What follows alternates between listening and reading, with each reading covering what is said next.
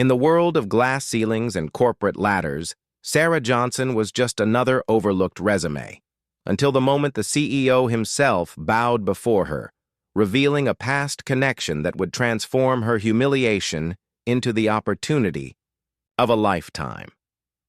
Before we go any further, comment where in the world you are watching from and make sure to subscribe, because tomorrow's story is one you don't want to miss. Sarah Johnson sat at her small kitchen table, reviewing her resume one last time. At 42, she was starting over after dedicating the past 15 years to raising her children, while working part-time jobs to help make ends meet.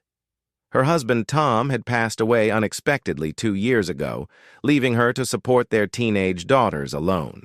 Today's interview at Vertex Innovations, one of the city's most prestigious tech companies, represented hope, a chance at financial stability and respect in the workforce. She smoothed down her navy blue blazer, purchased second-hand but carefully, tailored to fit her frame.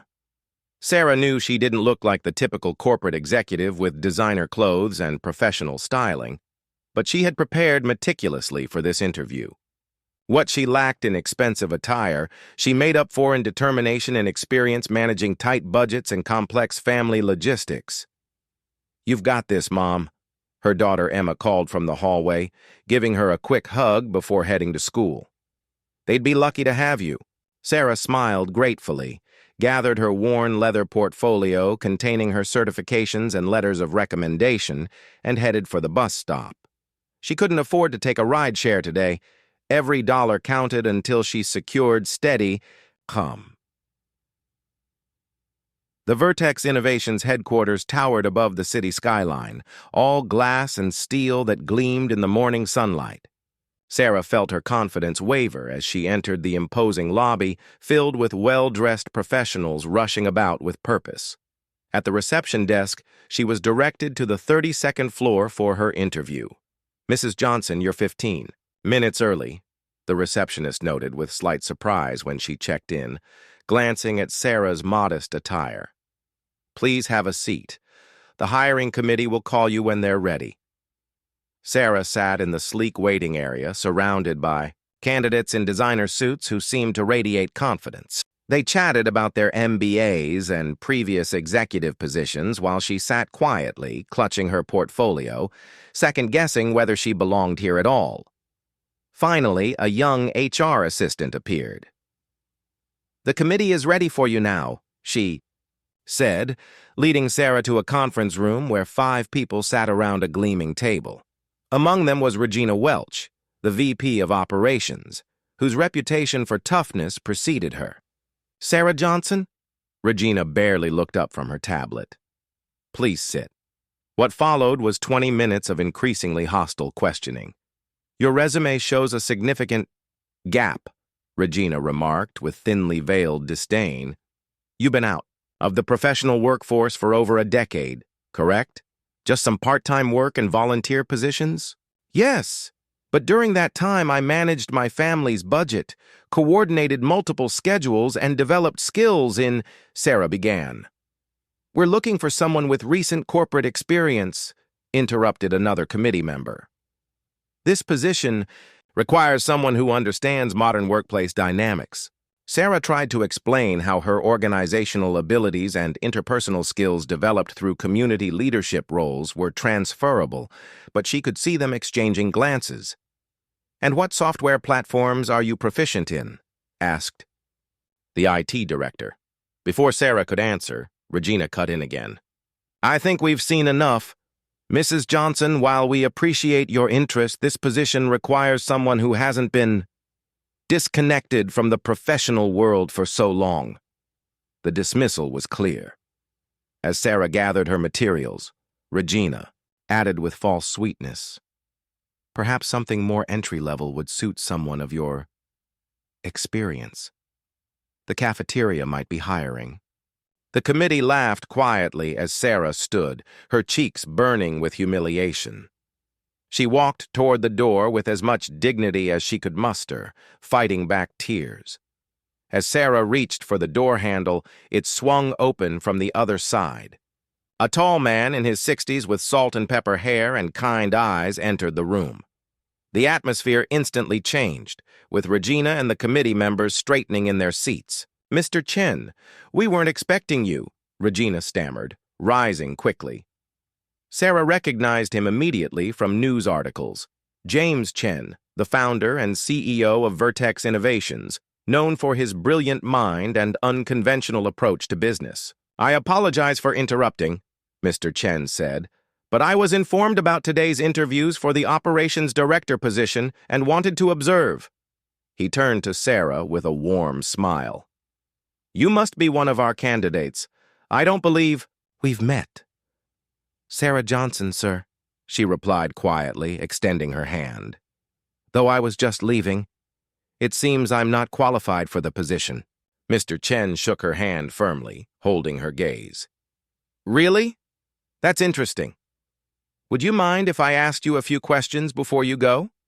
Regina interjected. "Mr. Chen, we have a tight schedule today with several more qualified candidates waiting.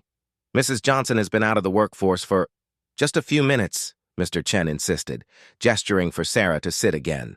He took a seat across from her while the committee exchanged nervous glances. Mr. Chen studied Sarah's resume, asking thoughtful questions about her volunteer work, organizing a community food bank that served hundreds of families.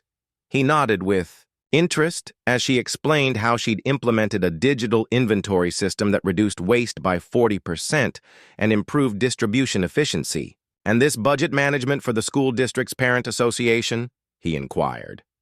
Sarah explained how she'd taken over the failing program with a $50,000 deficit and turned it around within 2 years, creating a surplus while expanding services. "For students, impressive," Mr. Chen said sincerely. "Tell me, Mrs. Johnson, if you were given this position, what would be your first priority in operations?" Sarah took a deep breath and spoke from her heart. "Honestly, Mr. Chen, I'd start by listening. Before implementing any changes, I would talk with team members at every level to understand what's working and what isn't from their perspective.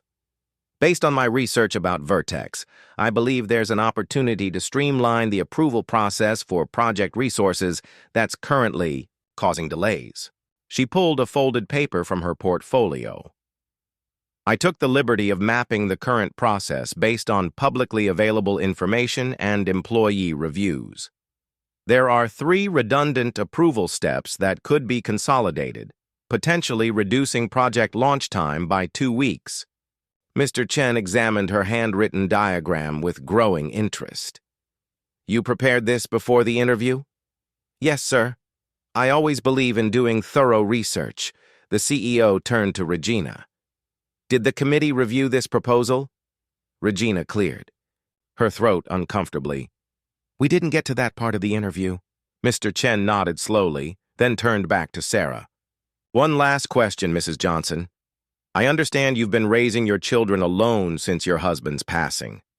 How has that experience shaped your leadership style?" The room fell silent. Sarah hadn't mentioned this personal detail in her resume or during the interview. "How did you know about my husband?" she asked quietly. Mr. Chen smiled gently. "Sarah Johnson, you don't remember me, do you? 15 years ago, you worked as an operations manager at Blue River Software before leaving to raise your family. I was a junior board member then, before starting Vertex. You implemented a revolutionary resource allocation system that saved the company millions. More importantly, you personally helped me navigate a difficult time when my own mother was ill, arranging for me to work remotely before that was common practice." Sarah's eyes widened in recognition. "Mr. Chen from product development? I had no idea you were the same person who founded Vertex." He nodded. "Your kindness and operational brilliance made a lasting impression. When I saw your name on today's interview list, I wanted to see what became of the promising young manager who prioritized family over career advancement." Mr. Chen stood suddenly, causing the committee members to rise as well. To everyone's shock, he gave Sarah a respectful bow. "Mrs. Johnson, or should I say Madam Chairwoman," he announced formally. I would be honored if you would consider joining Vertex Innovations not merely as operations director, but as our new chief operations officer and member of the board."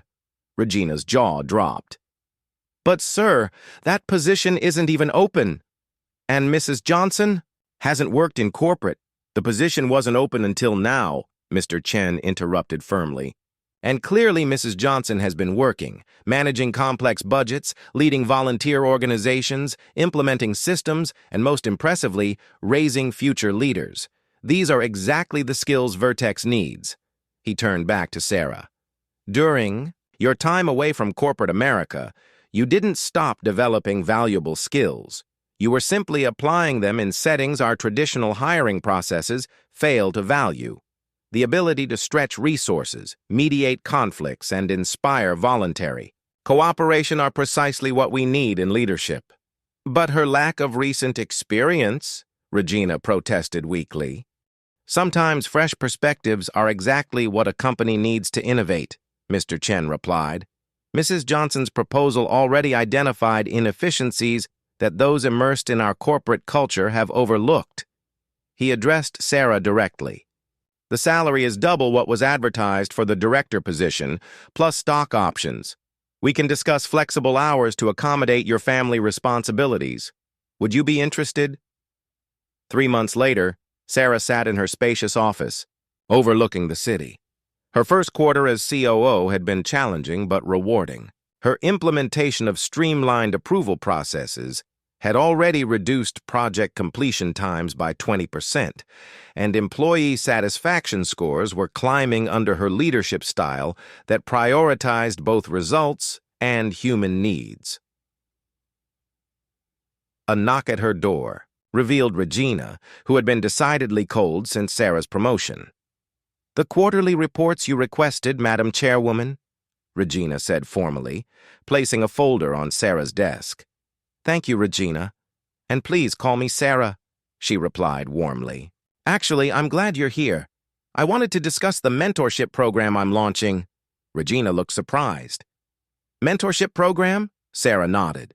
"Yes, I'm identifying talented women in our company who might benefit from professional development and advancement opportunities. I'd like you to help me lead it." "Me?" Regina asked incredulously. "After how I treated you in that interview?" Sarah smiled. "We all have moments we're not proud of. I believe in second chances and recognizing potential. Your organizational skills are excellent, and your knowledge of the company is invaluable." Regina's expression softened slightly. "I don't understand why you'd want to work with me." "Because true leadership isn't about holding grudges," Sarah replied. "It's about bringing out the best in everyone. Mr. Chen gave me a chance when others wouldn't. I'd like to pay that forward." As Regina left her office with a thoughtful expression, Sarah turned to a photo on her desk, her daughters smiling proudly at her recent company award ceremony. Beside it sat a simple framed quote that Mr. Chen had given her. "Never underestimate those who choose a different path. Their journey may have taught them exactly what your company needs." Sarah smiled, remembering how far she'd come from that humiliating interview. Sometimes life's greatest opportunities arose from its most challenging moments, and she was determined to create a company culture where talent was recognized regardless of its packaging. This section takes place 1 year after her unexpected appointment as COO and serves as both a resolution to her personal story and a statement about the broader implications of recognizing non-traditional talent in corporate environments. The annual shareholders meeting provides the perfect backdrop for this resolution. A formal, high-stakes gathering where company performance is officially evaluated and future directions are announced. This setting is symbolically powerful as it's typically the domain of traditional corporate power players, exactly the type of environment where Sarah was initially dismissed and humiliated. By placing her triumph in this setting, the narrative creates a satisfying contrast to her earlier rejection. Mr. Chen's speech at the podium directly addresses the skepticism that surrounded Sarah's appointment, acknowledging that her unconventional career path initially raised doubts among traditional corporate thinkers. This acknowledgement is important because it doesn't pretend that biases against career gaps and non-traditional experience don't exist. Instead, it confronts these biases directly and then systematically dismantles them through evidence of Sarah's success.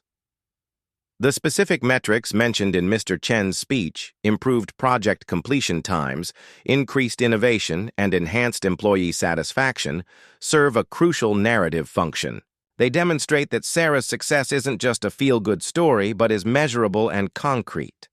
The narrative deliberately shows that her different perspective translated into tangible business results, countering the common assumption that diversity initiatives come at the expense of business performance. Perhaps most significantly, the narrative reveals that Sarah implemented family-friendly policies that simultaneously improved the company's attractiveness as an employer while enhancing its bottom line. This detail directly challenges another pervasive corporate assumption, that accommodating family needs necessarily compromises profitability. By positioning these policies as both humanistic and financially beneficial, the story suggests that Sarah's own experience as a working mother gave her insights that traditional executives might have missed. The dramatic announcement of Sarah's promotion to CEO represents the complete inversion of her earlier humiliation. The woman who was mockingly advised to apply for a cafeteria position now stands to lead the entire organization. This development isn't presented as a gift from Mr. Chen or mere good fortune. It's portrayed as the natural consequence of her demonstrated leadership abilities and the fresh perspective she brought to operations. Sarah's acceptance speech serves multiple narrative purposes. First, it provides emotional closure to her relationship with Mr. Chen, acknowledging his role in recognizing her potential when others couldn't see past her unconventional resume. Second, it articulates the central theme of the story. That career paths aren't always linear, and that time spent outside traditional corporate structures can develop valuable skills rather than creating gaps. Her language is carefully chosen to reframe how we perceive career interruptions, not as time away or lost, but as time invested differently. The promise in her speech to create a company that recognizes talent in all its forms suggests that Sarah's personal transformation will now extend to institutional change. This elevates the story from a simple personal triumph to a narrative about systemic change. The implication is that Sarah will use her position of power to prevent others from experiencing the humiliation she endured, creating a ripple effect that extends her impact beyond her individual story. The presence of her daughters in the audience creates emotional resonance by connecting back to her initial motivation, supporting her family after her husband's death. Their beaming pride demonstrates that her professional success harmonizes with, rather than conflicts with, her identity as a mother. This visible integration of her family life and professional achievement underscores the story's message that these aspects of life need not be compartmentalized or seen as competing priorities. The final paragraph summarizes Sarah's transformation from a simple woman who had once been humiliated to someone positioned to change an entire corporate culture. This language emphasizes that her journey isn't just about personal vindication, but about creating lasting change in how businesses operate and how they value diverse experiences.